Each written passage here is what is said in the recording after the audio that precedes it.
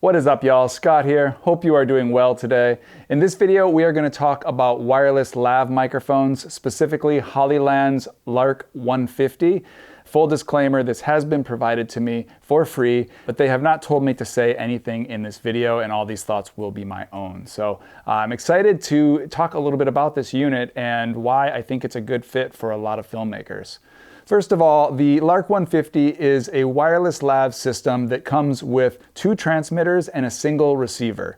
And this is pretty handy for folks like myself that are often one-person shows trying to handle the shooting themselves, the audio recording themselves, all those different moving pieces, because you might have a situation where you want to have multiple people mic'd up, but you don't want to have to manage that sound from different recording devices. And so this is a really simple way to be able to run everything right into your camera through the single receiver, but still be able to get those 2 separate audio signals. So throughout this whole video, you'll notice that I've got the transmitter on my lapel here. This is one way you can wire this up. The other way is to plug into the line in on this and run a lavalier mic, and that's what I've got on this side. So I'll be switching back and forth between these 2 audio sources.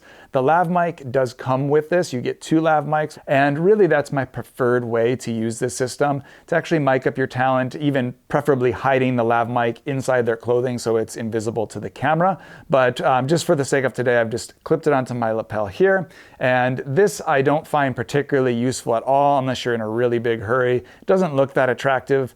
The other thing worth noting is you can hook any other lavalier mic up to this system. So if you have a higher end lav mic, you can easily plug that in and you're just going to up your audio quality. So first off, let's talk a little bit about the specifics of this device. The main thing that stands out to me is that it comes in this really cool little carrying case. This might seem like not a super exciting thing, but it's really satisfying to use. It has a nice magnet click on the top, and this case actually acts as the charger for the whole unit. So you plug this thing into the wall. It has a battery inside of it that gives you about 2.5 charges of the full system.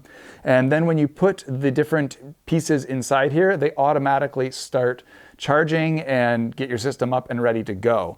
The actual transmitter itself gives you about 4.5 hours of battery life, and the receiver will have about 7.5 hours of battery life before you have to put them in this charger.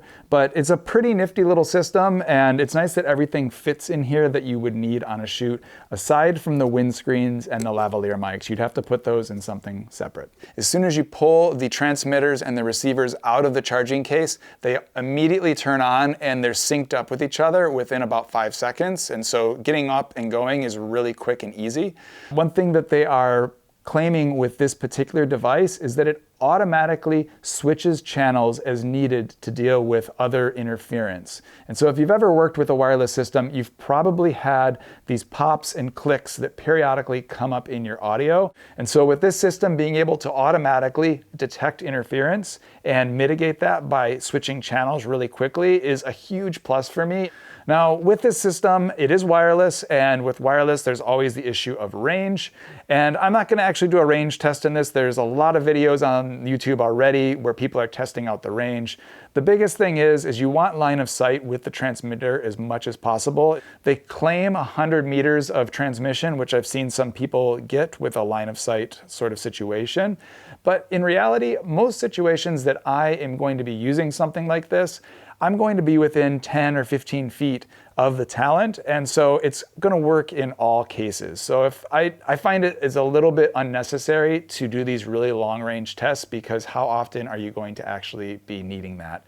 And if I need something that works over a really long range, I'll probably work with a different system that's really rated for that long-distance transmission.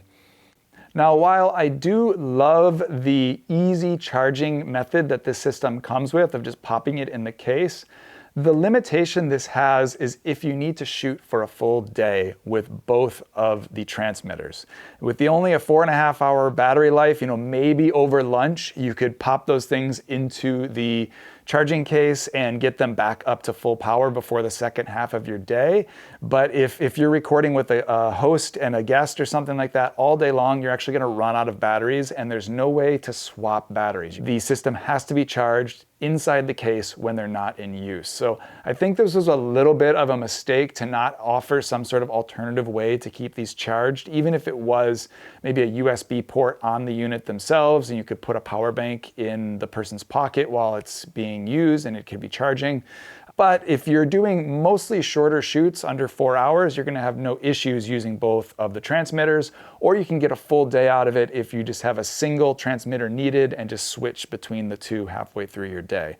The other thing about this system that I found a bit frustrating is the receiver and the way it attaches to your camera. Now, they've tried to make this super low profile by having this clip system that slides into the hot shoe. And this is kind of nice because you don't need to have the screw part attached to that a lot of microphones will have, like shotgun microphones, and it adds a lot of bulk putting that screw on there. But without that screw system, you need some way to have it actually clip on. And that works really well with the camera hot shoe, almost too well. Sometimes I find it's a little bit hard to push in and I'm worried about damaging something. But what I've had issues with is when I am using it on my cage where I've attached a third-party cold shoe mount that's just a piece of metal basically, it doesn't actually grip it. There's not enough friction in there. It needs maybe some kind of rubberized piece that they could have added as a secondary component or something like that, because right now I can't actually attach this to my camera any other place than the hot shoe. So if your camera doesn't have a hot shoe that's accessible or you're using it for something else, it's a little bit of an issue. Maybe you can put a piece of sticky Velcro or something like that to attach this to your unit.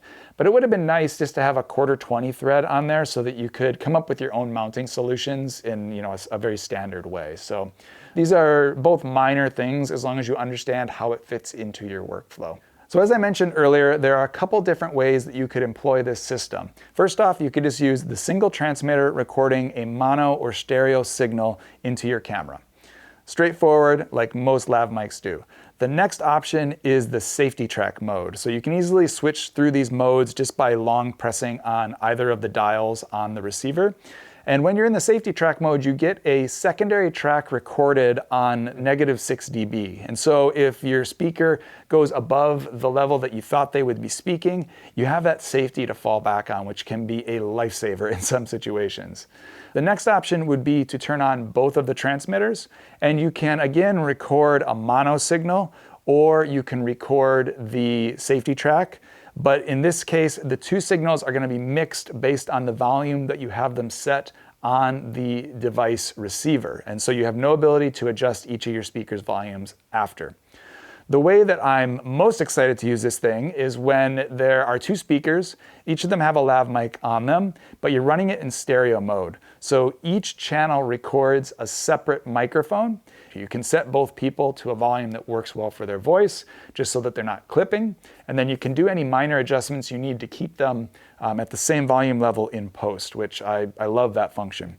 Now, the other way that you could use this stereo mode with two transmitters is to actually kind of create a stereo mic situation where you've got two mics near each other, kind of capturing the left and the right space of audio. And that's just going to give you a stereo sound.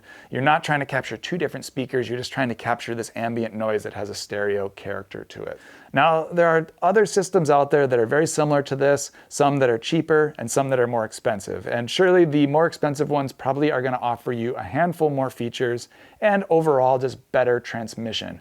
But for the person that's just looking to step into wireless audio or just need this in their back pocket, maybe they're primarily booming their audio but they want to have a good wireless system, I think this is a really great solution. And this is Hollyland's first attempt at this. So I can only imagine as they kind of iterate and create new versions of this, their systems are going to continue to get a lot better. They've already really done a great job with the wireless video market. And so the wireless audio market is their next phase, it seems like. So excited to see what comes out of Hollyland with more wireless audio, but for now I will be using this in my kit and really putting it to the test to see how it works for me. If you've got any questions about this product that I didn't cover in this video, feel free to drop them down in the comments below. But until the next video, get out there, make something beautiful, and I will see you all soon. Peace.